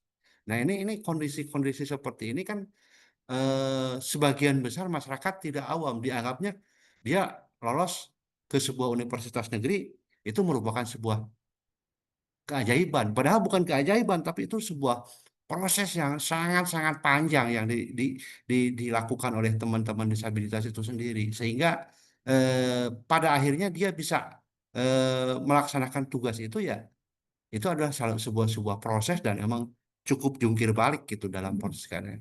Nah, kemudian ketika hari ini ternyata masih banyak juga teman-teman difabel yang masih sulit untuk mengakses pendidikan, kemudian sulit untuk mendapatkan sarana transportasi yang layak, itu adalah menjadi tanggung jawab siapa untuk menyelesaikannya. Dan saya pikir menjadi tanggung jawab semua kalangan gitu, tidak hanya negara, tapi masyarakat pun mau tidak mau itu memiliki tanggung jawab sosial untuk ikut serta menyelesaikan hal tersebut. Ya, tentunya dengan berbagai kemampuan dan tentunya dengan juga berbagai kapasitas yang dia miliki. Tapi kata kuncinya bahwa jangan sekali-kali menyerah ketika kita udah hidup. Karena ya sekali berhenti, ya udah, berarti itu mati. Kalau kata Alpha Edison itu, hidup itu ibarat kita naik sepeda, sekali berhenti ya jatuh. Gitu. Makanya jangan sekali-kali berhenti dalam hidup. Ya mau tidak mau, tapi ini perlu dukungan dari semua kalangan, khususnya bagi teman-teman di Babel untuk mendapatkan haknya di berbagai bidang yang tadi disebutkan itu. Terima kasih. Terima kasih Pak Jumono dan juga Pak Suhendar. Bagaimana Ibu, apakah sudah terjawab? Iya, Mbak, insya Allah bisa diterima. Tapi saya sekali lagi mohon ini titip kepada yang memang lagi fokus untuk penanganan anak permasalahan disabilitas.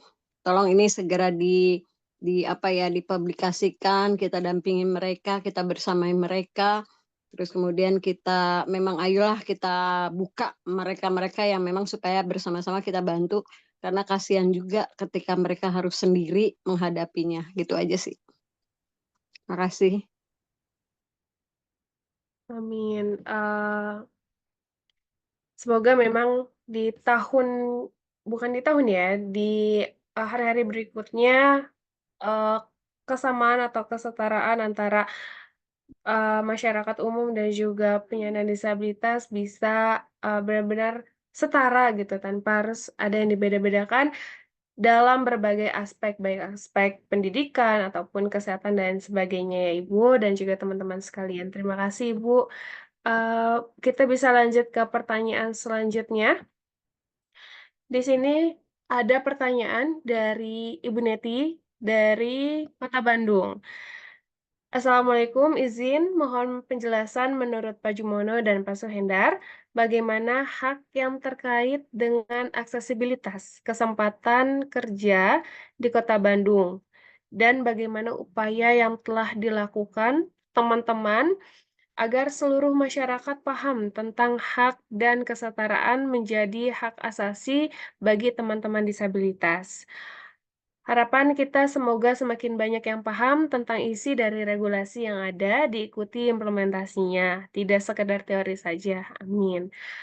Oke, baik. Terima kasih Bu Neti atas pertanyaannya. Apakah sudah jelas Pak Suhendar dan Pak Jumono? Baik, terima kasih atas penanya tadi dari Bu Kota Neti. Bandung ya. Iya, Eh, Bu Neti. Pertanyaan yang sangat menarik. Untuk yang pertama terkait aksesibilitas yang ada di Kota Bandung, bagaimana eh, seperti yang disampaikan di awal tadi bahwa ini hak teman-teman disabilitas ini belum secara utuh diketahui oleh masyarakat. Jangankan masyarakat, kadang-kadang pihak pemangku kebijakan pun ketika mereka sudah tahu, mereka punya alasan bahwa anggaran belum tersedia lah. Kemudian hal-hal yang lain belum siap, kemudian sarana belum begitu. Tapi pada saat itu saya dengan teman-teman PPDI Jabar eh, di samping melakukan sosialisasi terkait Perda dan undang-undang, juga kita coba melakukan sebuah komunikasi dengan pemangku kebijakan yang dalam hal ini ketika pihak pemerintah Kota Bandung itu agak sulit, nah kita lari ke teman-teman legislatif, yaitu DPRD Kota Bandung, di mana kita mengusulkan bahwa sarana-sarana publik yang ada di Kota Bandung, bagaimana caranya bisa ramah terhadap teman-teman disabilitas. Nah, ya alhamdulillah beberapa sarana itu direalisasikan seperti halnya gedung-gedung DPRD di Kota Bandung ataupun Jawa Barat sekarang udah bisa dilalui dan ramah bagi teman-teman disabilitas. Ya tentunya di samping ada sarana umum juga yang bisa dilalui umum, tapi juga ada sarana yang bisa dilalui oleh teman-teman disabilitas. Kemudian trotoar dan jalan, ya pada saat itu kita juga sempat mengusulkan kepada pihak pemerintah Kota Bandung, tentunya lewat eh, wali kota dan untuk eksekutornya di PU itu ada beberapa yang saat ini sudah dipenuhi walaupun tidak semua sarana trotoar yang ada di Kota Bandung itu sudah ramah terhadap disabilitas. Ini karena yaitu muncul persoalan ketika mereka membangun sebuah sarana aksesibilitas untuk pejalan kaki tidak melakukan lagi konsultasi dengan teman-teman difabel gitu aja.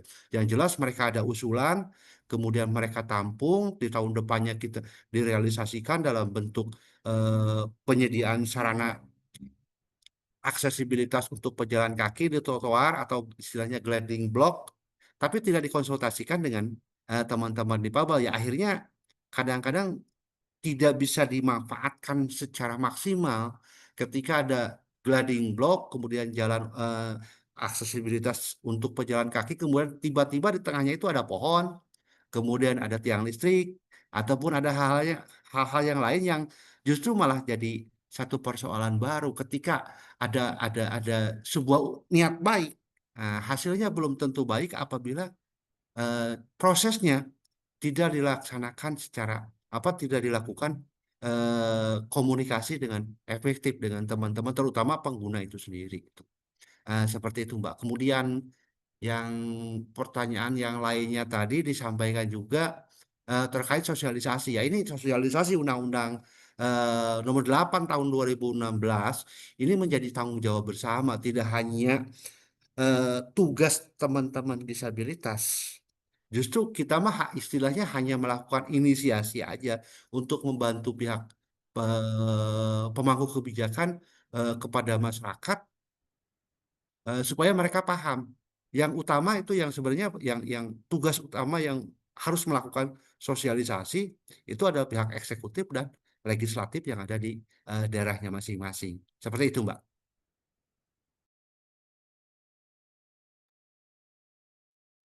Oke, baik. Terima kasih Pak Suhendar. Apakah sudah jelas Bu Neti? Boleh dikomen saja. Terima kasih sudah. Saya juga ingin mendapatkan komentarnya dari Pak Jumono ya, Pak. Mungkin Pak Jumono terutama terkait untuk teman-teman disabilitas dari PPDI-nya sendiri seperti apa?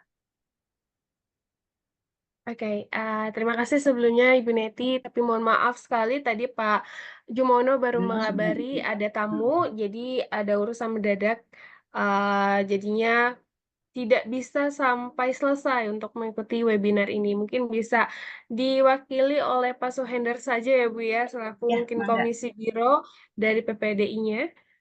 Ya, terutama mungkin Pak Hendar, saya ingin tahu sejauh mana berkaitan dengan akses ke tenaga kerjaannya untuk teman-teman disabilitas ini. Terima Saya kasih. coba lakukan ya. Saya coba bantu karena kebetulan Pak Jumono hari ini tadi komunikasi dengan saya bahwa dia menerima kunjungan tamu dari Dinas Pemuda dan Olahraga Palembang untuk melakukan studi banding tentang kelayakan sarana transportasi dan kelayakan eh, sarana-sarana di bidang olahraga bagi teman-teman disabilitas. Nah, ini satu poin juga bagi Kota Bandung bahwa eh, sam- sampai saat ini bahwa Kota Bandung dinobatkan untuk menjadi barometer olahraga disabilitas yang cukup baik se-Indonesia. Ini Semoga mereka terus yang menilai, dipertahankan ya Kang ya. tapi bukan kita yang menilai, tapi mereka yang menilai. Kalau mereka yang menilai kan mudah-mudahan objektif lah kan gitu seperti itu. Amin. Nah, karena ternyata dalam proses perjalanan NPC Kota Bandung ini baik itu dari segi penganggaran ataupun dari kemudian pemantauan dan juga pelaksanaannya emang berjalan sesuai apa yang diharapkan oleh teman-teman disabilitas. Kalaupun ada kerikil-kerikil dikit, ya itu wajar lah. Toh dalam sebuah perbuatan itu tidak semua akan menghasilkan hal yang sempurna kan gitu. Tapi yang jelas beberapa wilayah kayak kemarin itu dari Kementerian PMK juga sempat datang ke NPC Kota Bandung. Kemudian hari ini dari Palembang, kemudian dari Kalimantan juga sempat datang kalau tidak salah 3 bulan yang lalu untuk studi banding terkait kelayakan olahraga bagi teman-teman disabilitas. Nah, terkait dengan apa yang diupayakan oleh PPDI terhadap keberadaan disabilitas khususnya di Kota Bandung, umumnya di Jawa Barat, ini banyak hal yang sebenarnya sudah kita lakukan. Seperti halnya terkait dengan proses pengawalan Raperda, Mbak.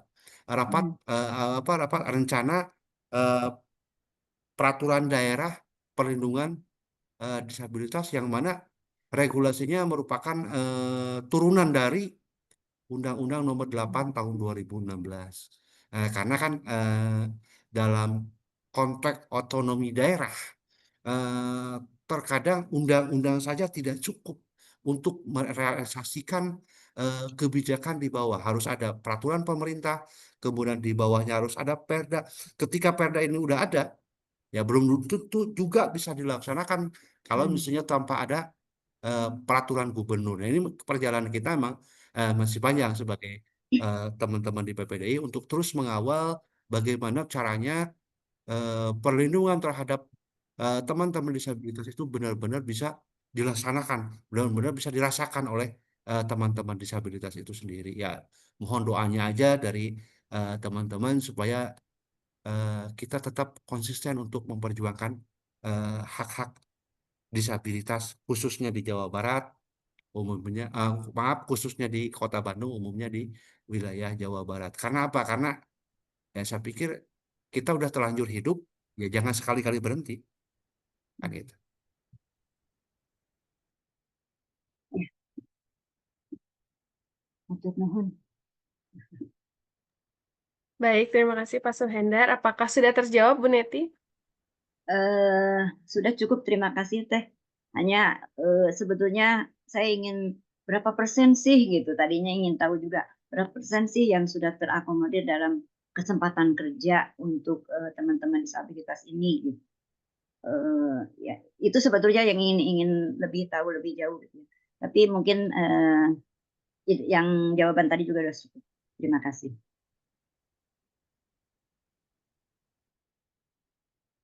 Oke, baik. Terima kasih, Bu Neti. Kita bisa ke pertanyaan selanjutnya ya, Pak Suhendar.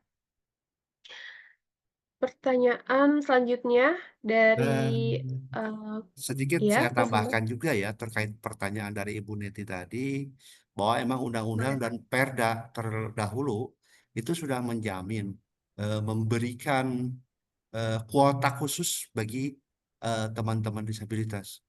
Untuk sektor pemerintah itu 2%. Kemudian untuk sektor non pemerintah itu 1%. Akan tetapi pada pelaksanaannya di lapangan, ya ini masih banyak juga hambatan karena terkait dengan kita terbentur dengan masalah klasifikasi dan kualifikasi jenis pekerjaan itu sendiri. Seperti halnya ada cerita gini, Mbak. Tahun kemarin pada saat penerimaan CPNS di sebuah departemen, dia meminta teman-teman tunanetra yang kebetulan memiliki kualifikasi dan klasifikasi di bidang desain grafis.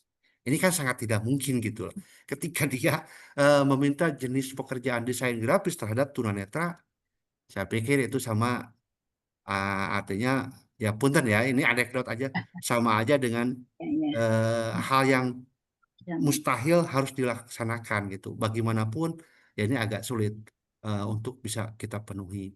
Eh, tapi kalau di beberapa daerah lebih banyak yang sudah memberikan ruang-ruang tertentu bagi teman-teman disabilitas, terutama di pegawai negeri sipil seperti Provinsi Jawa Barat. Itu alhamdulillah mungkin lebih dari 100 atau 200 orang teman-teman disabilitas yang bekerja dan umumnya sebagai tenaga pendidik. Kemudian di eh, Pemda Kuningan kalau tidak salah itu sudah banyak juga teman-teman disabilitas. Bahkan di sana ada teman tunanetra yang kebetulan posisi sebagai kepala dinas kalau tidak salah.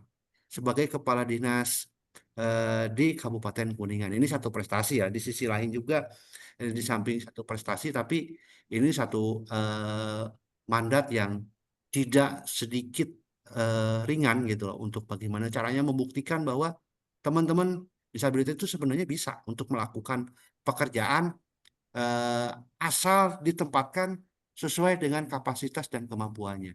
Jangan sampai salah penempatannya itu agak sedikit ini juga gitu loh. Artinya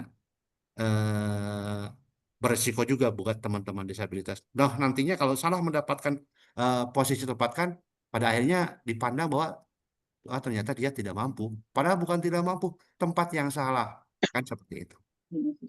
ya. Ya. Hatur nuhun Pak Suhendar.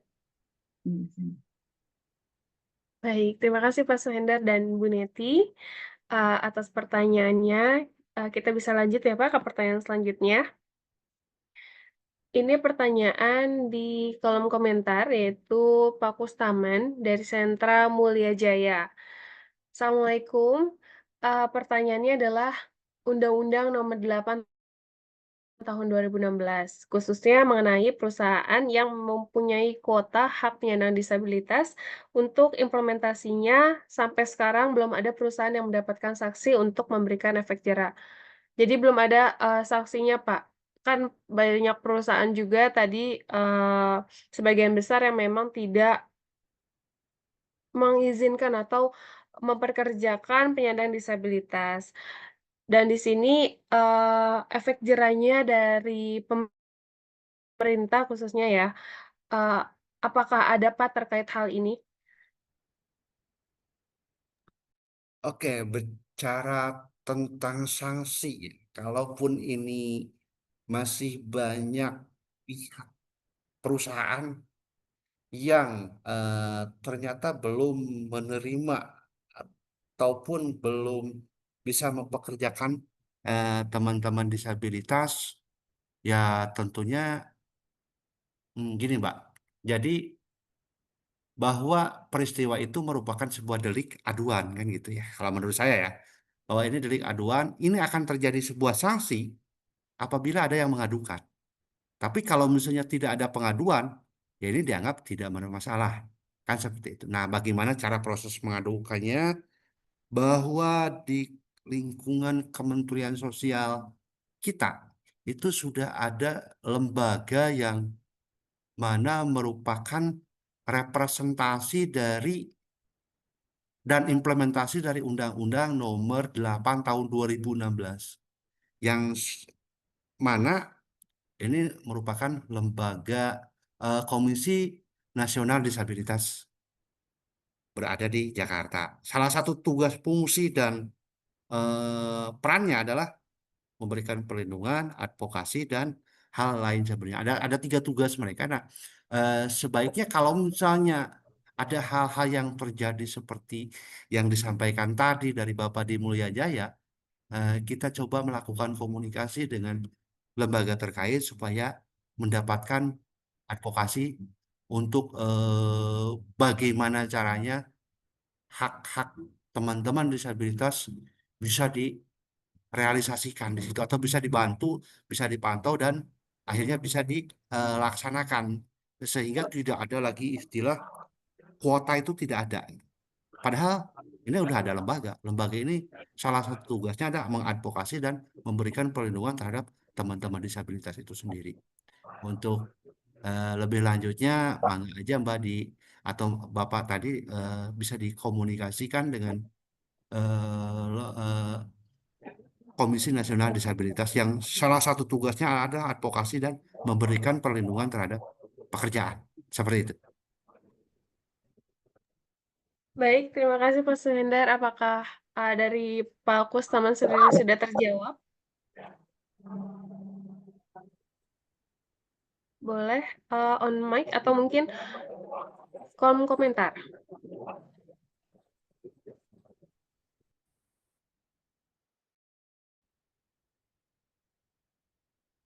Cukup Pak, cukup Pak. Terima kasih. Oke, cukup ya Pak. Ya.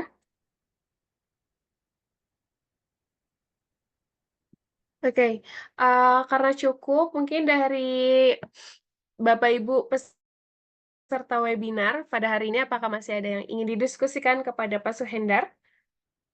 Karena tentu tema yang dibawakan pada hari ini, pada webinar kali ini, memang sangat-sangat membuka wawasan kita semua yang ada di sini ya, khususnya mungkin saya selaku mahasiswi semester 4 yang memang ingin mengambil kajian disabilitas ya, Pak, ya. Terima kasih, banyak atas wawasan dan pengetahuan terkait hak-hak penyandang disabilitas berdasarkan Undang-Undang Nomor 8 Tahun 2016.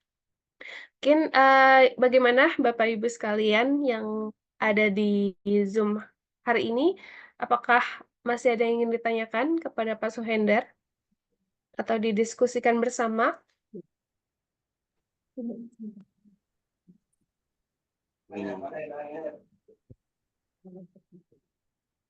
Belum disebut.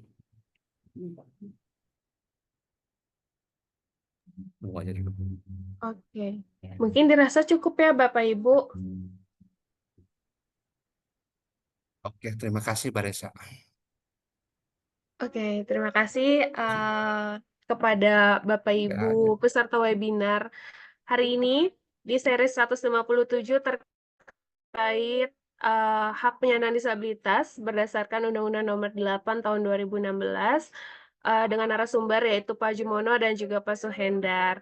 Terima kasih Pak Suhendar dan Pak Jumono yang mungkin sedang ada tamu ya Pak ya. Mohon mungkin bisa disampaikan ucapan terima kasih dan permohonan maaf saya selaku moderator pada webinar kali ini. Mungkin ada perkataan ataupun perbuatan yang nggak disengaja ataupun disengaja yang saya lakukan ataupun saya ucapkan. Saya mohon maaf kepada Bapak Ibu sekalian dan juga Pak Suhendar selaku narasumber.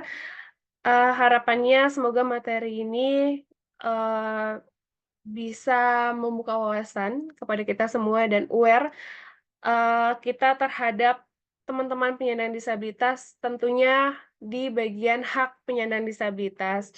Dan harapannya juga semoga di Indonesia sendiri bisa lebih memperhatikan hak-hak penyandang disabilitas, khususnya berdasarkan Undang-Undang Nomor 8 Tahun 2016. Mungkin sekian sebelum keluar dari Zoom ini, kita akan melakukan sesi dokumentasi ya, Bapak Ibu. Ya, mungkin boleh kalau misalnya ada yang mau on cam, dipersilahkan. Jika memungkinkan on cam.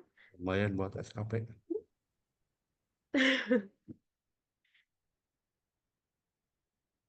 Oke, mulai ya Bapak Ibu. Sudah? Masih ada yang mau on cam? Oke, baik. Ya. Senyum Bapak Ibu. 1, 2.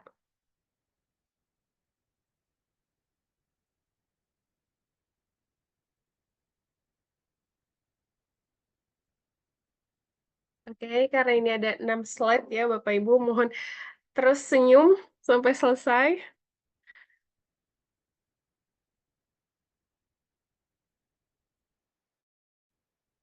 Oke, 1, 2.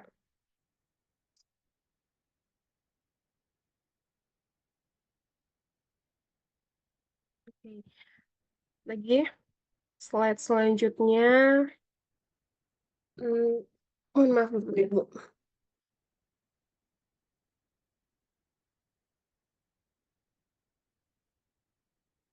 Oke, selanjutnya slide ketiga. Slide keempat. Kelima. Yang terakhir.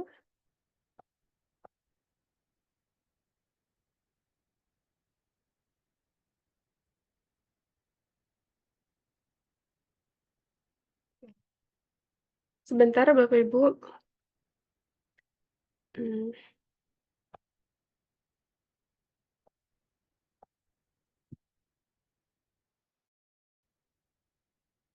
Oke, terima kasih Bapak Ibu sekalian sudah berkenan hadir pada webinar kali ini.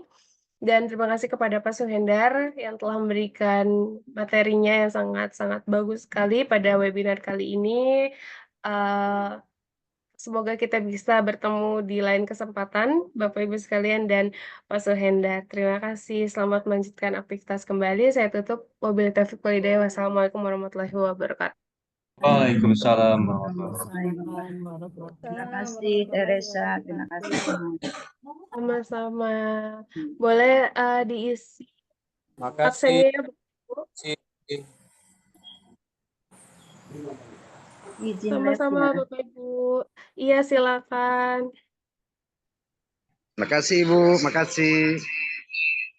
Sama-sama. Sama-sama Bapak. Makasih. Makasih Bu ya. Makasih, Sama-sama Bu. Pak.